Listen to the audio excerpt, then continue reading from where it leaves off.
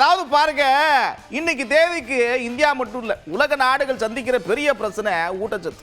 திடீர்னு உடல் பருமனாகிறது, மெலிஞ்சு போறது, அப்புறம் ஏகப்பட்ட வியாதிகளுக்கு மூல காரணமா இருக்கிறதே இந்த ஊட்டச்சத்து விஷயம் தான்.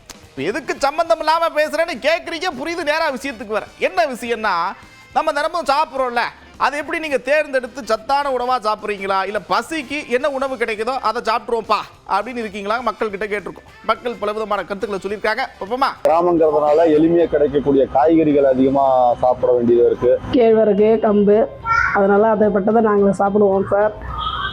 அப்பையிலேருந்தே எங்களுக்கு சொல்லிக் கொடுத்தது எங்கள் அப்பா அம்மா. அதுதான் பிள்ளைங்களுக்கும் நாங்கள் அதை தான் பார்த்து செஞ்சு கொடுப்போம். பொதுவாக வீட்டில் என்ன இருக்கோ அதை செஞ்சு சாப்பிடுவாங்க. எங்கள் பசங்களுக்கும் சரி, எதுவும் நான் கொடுக்குறோனோ அதான் எங்கள் பசங்க சாப்பிடுவாங்க. முன்னெல்லாம் அந்த காலத்தில் நான் பிறந்த காலத்துலலாம் கம்மஞ்சோறு, சோளச்சோறு, வரசோறு, கேவுரு எல்லாமே இருந்துச்சு. சத்தான காய்கறி, கீரை வகைகள் அந்த மாதிரி தான் பார்த்து சமைக்கிறோம். குழந்தைங்களுக்கும் நாங்கள் கொடுக்குறோம். விவசாய குடும்பங்களில் அது மாதிரி ஆராய்ந்தெல்லாம் சாப்பிட முடியாது. ஒருவேளை பொருளாதாரம் நிறைவாக இருந்ததுன்னா அவங்க வேணால் அந்த ஆராய்ச்சியில் இறங்கலாம்.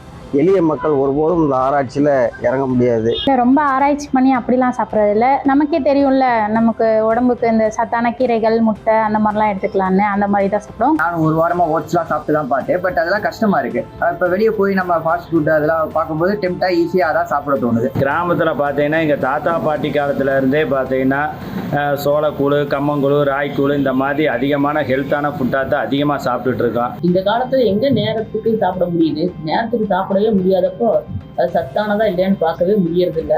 ஏதோ இருக்குது, அந்த டைமுக்கு என்ன கிடைக்குதோ அதை சாப்பிட்றோம். சாப்பாடுனால வர டிசீசஸ்லாம் இப்போ நிறைய அதிகமாகிட்டு போயிட்டுருக்கு.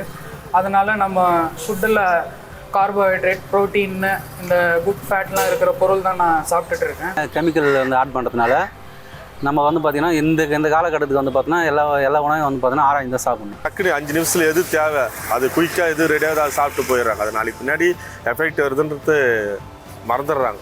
ஜென்ரலாக நம்மளுடைய ஹெல்த்து சம்மந்தப்பட்டது எப்படின்னா என் உடம்புக்கு என்னென்ன தேவைப்படுதோ அது தகுந்த மாதிரி நான் சாப்பிட்றேன். புத்தகம் தான் சாப்பிட்றேன். வீட்டில் செஞ்சுட்டாங்கன்னு தான் சாப்பிட்றேன்.